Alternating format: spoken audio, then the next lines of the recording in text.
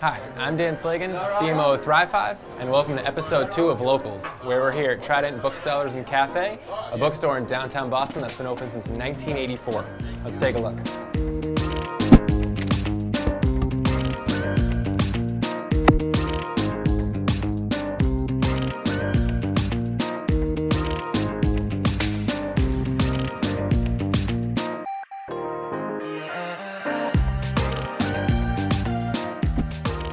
We've got our local bestsellers, so it's not the New York Times bestseller list, but it's everything that sells well here at Trident. So it's a lot of individual picks, what people in the area really like, so it's fun to see what people are reading here. And as you see, it turns into the restaurant. Trident's always had food and books right from the beginning. It was just sort of coffee and muffins at the start, and now we are a full restaurant, full service, open 8 a.m. to midnight, 7 days a week. We'll see our greeting cards here on the right. Nice selection there. And if you're looking for gifts or just little trinkets, we've also got great things here as well. Fiction section is a little crowded as usual. It is our largest section and our best-selling section in the store. If you're looking for a quiet spot during the week, we do have a back dining room here at Trident where it'll be set up with just a tablet on the wall. You can come in, order off the tablet, you'll still get served, you'll still get your food and drinks brought to you. But if you're looking for that quiet space and maybe you just want to study, do some work, aren't looking for noise and human interaction, or too much human interaction, you can come right on back here, sit down and order for yourself. Again, on the weekends, every place is full in the place, but on the weekends, every table is full in the place, but on the weekdays, you can get a nice quiet spot back here. One of the great things about being in an independent bookstore rather than a chain bookstore is that everyone that works here can be a part of what we showcase and just what we carry in general. So if you work here, if you like a book, we can get that book in. And we want to have the books that people that work here like, because those are the books that we'll be able to tell people about and spread the word on. We get books, advanced copies of books before they come out, which is great. Not only because it's fun to be able to read things before other people get them, but because then we're that much better prepared to tell people about the books when they do go on sale. This one, for example, I was able to get a copy of before it came out, Seven Blades in Black. It's a fantasy novel. I really enjoyed it. It's kind of dark, but very good. And it looks like it's the first one in a series, so I'm excited to see more of them as they come out. In general, our whole stock is curated by the owner to start with, which is why the whole store has sort of a personal feel. But beyond that, as I said, if you work here, you can have input. So if there's a book you like, you're going to recommend, you want to sell people, you want to tell people about, we'll have it, we'll get it. This is relatively new in Trident's history. We just expanded to the second floor a couple years back. Putting in this staircase was quite a process, cutting the beams and keeping this thing safe. Trident was actually originally an old carriage house where buggies would be stored and horses would be stabled when this building was first made. Cutting through the floor, we actually uncovered parts of some of the old mechanisms where there were ramps that would come down to allow the horses to get from the first floor up to the second floor to be stabled here. You'll see our children's section here. When we expanded up to the second floor, we moved our children's section here. We've got a nice little nook, really cozy. Most of our nonfiction is upstairs, so if you're looking for a biography or history or anything like that, you're going to want to go up to the second floor at Trident. We do have one more dining room up here as well. It's got a great view of the street, windows all along the walls. This is also our main event space. So when we'll do movie viewings, we'll have them on the large screens, fill the whole room with sound with the speakers up here. Author readings, any other kind of our events where we're going to look for a lot of space. We'll rearrange the tables, we'll bring in the chairs, and it's a really, really good space for larger events up here.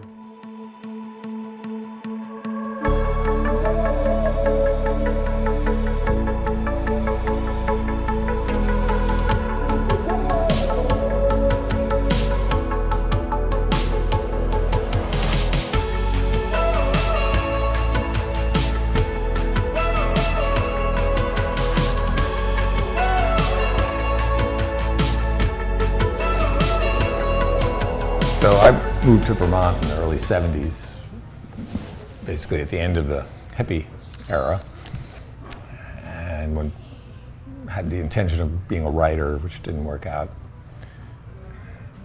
Ended up in a back to the land situation, goats and chickens and horses and that sort of thing, growing our own food.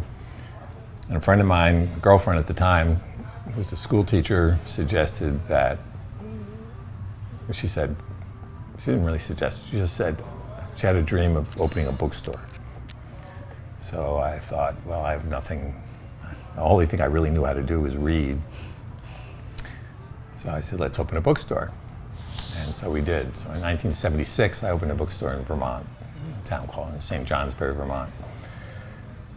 And he did it with no money, just did it. And we had that store until 1983, we were partners. And in 1983, we had a son, Gail and I got married and had a son, Courtney's older brother. And it became clear that making a living was not really that optional anymore. So I moved to Boston and opened a bookstore here. And chose Newbury Street because that was the busiest, best retail street in the city. For a few years, probably in the early 90s, I was the chef and the bookseller, running the bookstore and working in the kitchen and developing what became, our menu. Gail and I, my wife Gail and I, used to make a lot of the food at home, just bring it in the car, big buckets of things and soups and whatever. But taking the step to get into actual cooking. Originally we didn't have a gas range, we just had electric hot plates. We just went from step to step. That worked. Primarily we sold books though, and the food was, sideline. But then in the 90s, as the 90s progressed, the food really took off, So back in 1984, there were no cafes. There was diner type things, but the whole cafe thing was not happening. It was before Starbucks. And what was on Newbury Street at the time? What other stores? A lot of the development, retail development of the street happened after the 80s. It happened in the 90s. The big thing that happened in, I think it was 89, is Tower Records moved into the corner building over there. That was a big deal. But this was always the wrong end of Newbury Street through the 80s and into the 90s. So there was a lot of, trendy retail, but it was all in Dartmouth and towards the park. Then in the early 2000s, I think 2002 or 2004, I can't remember exactly, Borders opened a store on Newbury Street. And at that point, all the bookstores started going out of business. And then in 2006 or so, Amazon started really taking hold. They eventually put Borders out of business. And, so the landscape for bookstores started to disintegrate in the United States.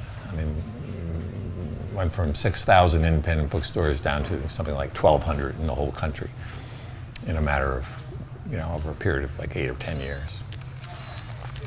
So how I responded to that was to lean into the food business more. Kept selling books, but we had peaked out at 2004 and it was declining, every year after that.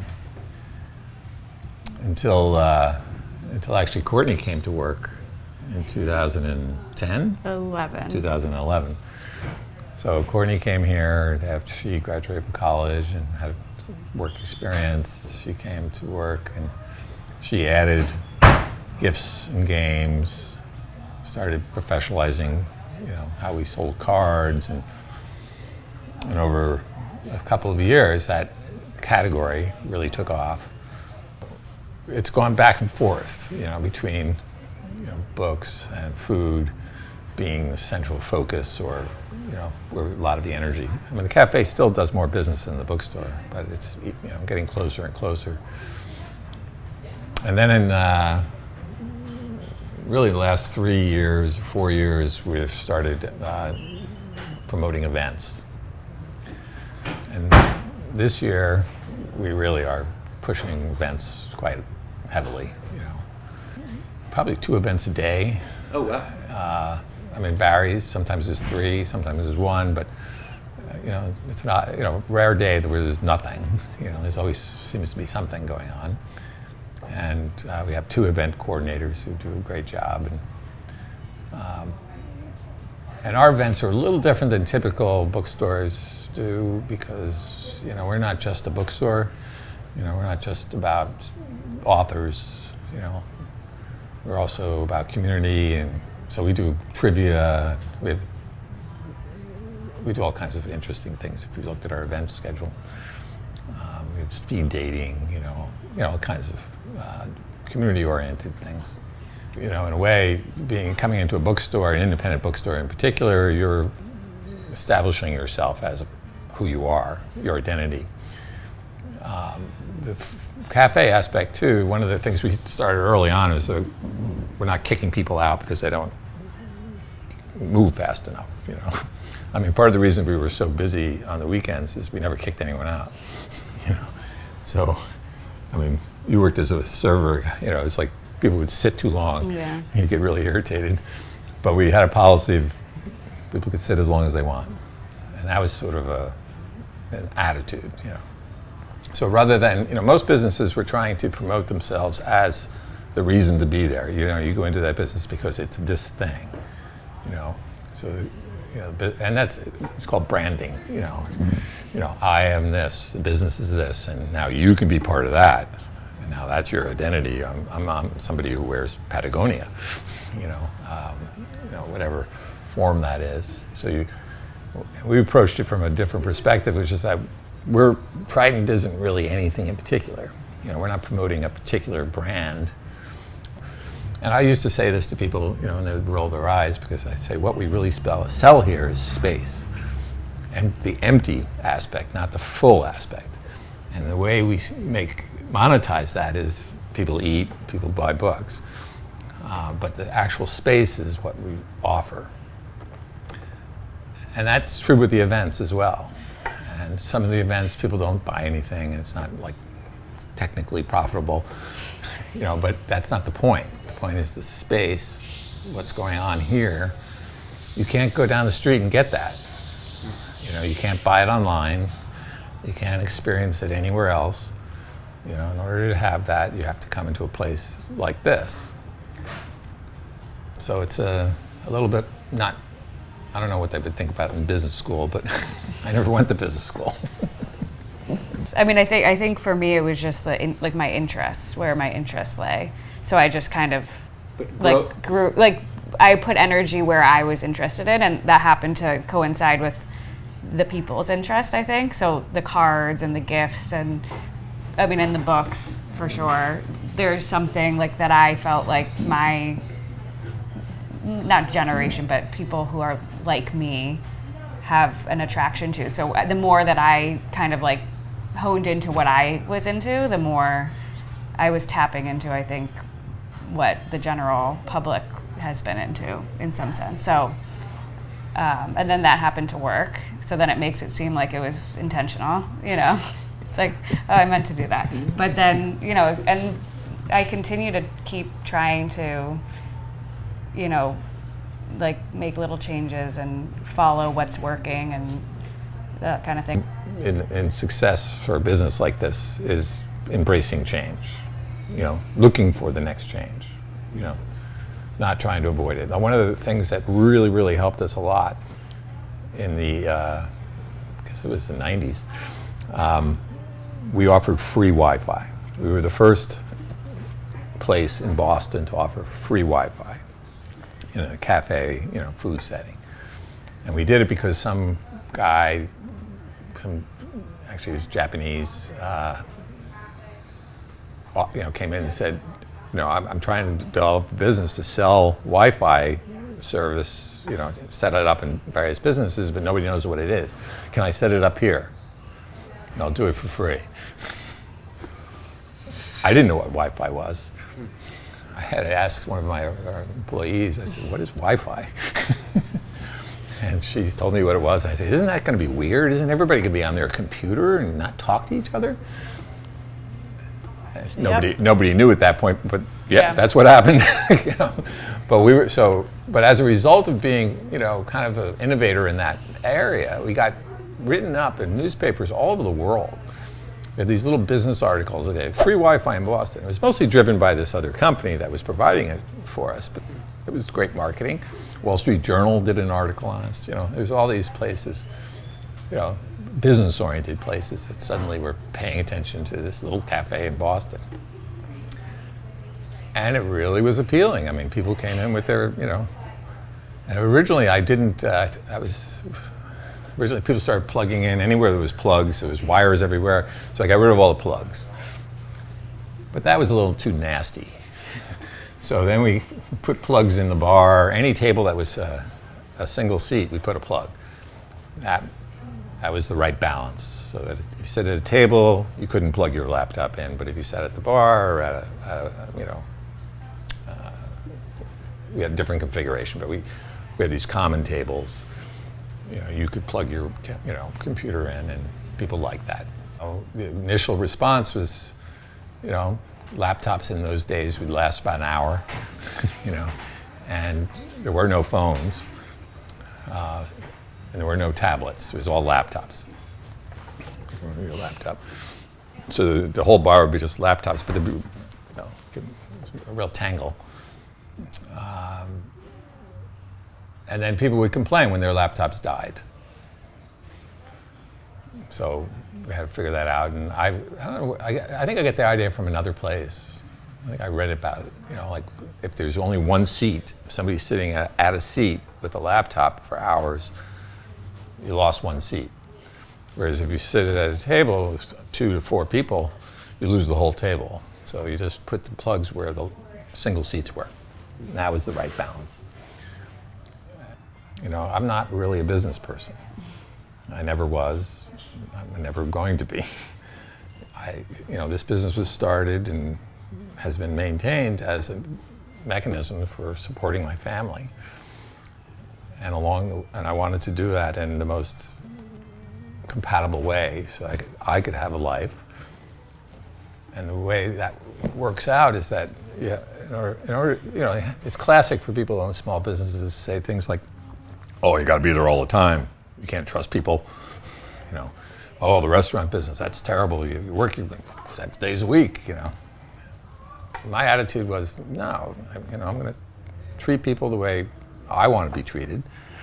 I want people who work here to have some independence and ability to figure out their own everyday life, So the values of the business are just our values, as people.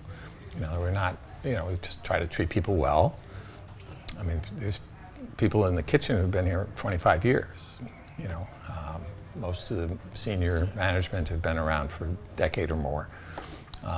It's about people. It's just, so how we treat people, how we relate to people, how we ask to be related to, that's the, if there's any value-oriented thing here, that's what. I mean, the one thing I did do early on was when I was trying to develop the menu, and I hired my first chef, and I realized that was a fraught relationship. That chefs have want to drive the food, what kind of food. And if I relied on a chef, I would always be beholden to somebody. I didn't want to do that. So that's why we have a lot of egg dishes and simple, comfort food. Because in those years, I wanted to be sure I could make anything on the menu. I didn't want anything that was above my abilities. So that if I had to step into the kitchen, which I did off and on over the years, when people would quit and something would happen, and I'd become the chef again. And I wanted to be able to understand how everything worked. I didn't want anything to be too complicated for me. And as it turns out, that's what most people like to eat, it's like simple stuff. I mean, we go out and have fancy dinners at fancy places, but this isn't one of them. This is a place you can just come, and the menu is so big I don't even. It's kind of hard to look through, But it's all fairly ordinary, straightforward. Buy good ingredients, don't mess them up, serve it. That's our food thing. Our bookstore has character because we pick the books out, and she picks all the gifts and cards. You walk in, you see that big thing in the middle there. I mean, that's totally Courtney. But we do books together, and that gives character to the place. But again, it's not we don't set it out and say, oh, we're going to be all about fiction. Right. I don't. It surprises me when people are like, "What kind of bookstore are you?" Yeah. Are there any specific bookstores anymore? That is a very old school thing. That people talk about work-life balance. For me, it was always no balance. Just do it all, and do it together, so that it was merged. I used to bring her in here all the time.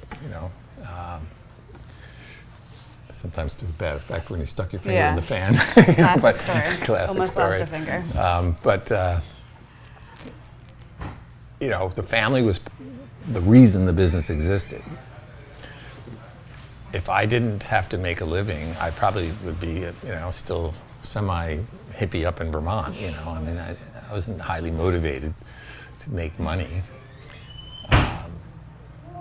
The family was the cause of that. It's just brought that forward, that aspects took it out of me, better do something. And then, as a couple, my wife and I did it together, and then the family was just integrated into it. So then, it was always this question, we never tried to force, there was no pressure for our kids to participate, although you worked here a lot in the summer, it was a good summer job. But when Courtney decided she wanted to come work here, it was great. I was very happy. And, now, it's clearly that's going to shift to her. I'm fading out for sure, and she's taking over. So it is family, and it'll continue. And now we have these grandchildren. I look at them and I think, well, by the time they're 16, it's not that long. Yeah. Maybe they'll work here too. Who knows? It's crazy. Like, I mean, she's only been in a couple of times, but just thinking about like how I was a little baby coming in here and with my parents and bringing her here, and it just, I don't know. It's overwhelming. It's what more could you ask for, kind of, in a certain way. And then there's the bad moments too, which is in any job, but it's great. I love it. Yeah, it's not. I mean, it is true that running a small business is nothing but struggle. I mean, you never can stop. I mean, it's not. They pass laws constantly. That you have to relate to. We don't have this big, organization that we can. It's just this. So when they increase the minimum wage, for instance, where's that money coming from? When they mandate whatever, where do you find it? It's not that simple. Somebody opens, there's been a lot more competition, rents go up, the place burns down, things like that. You have to, deal.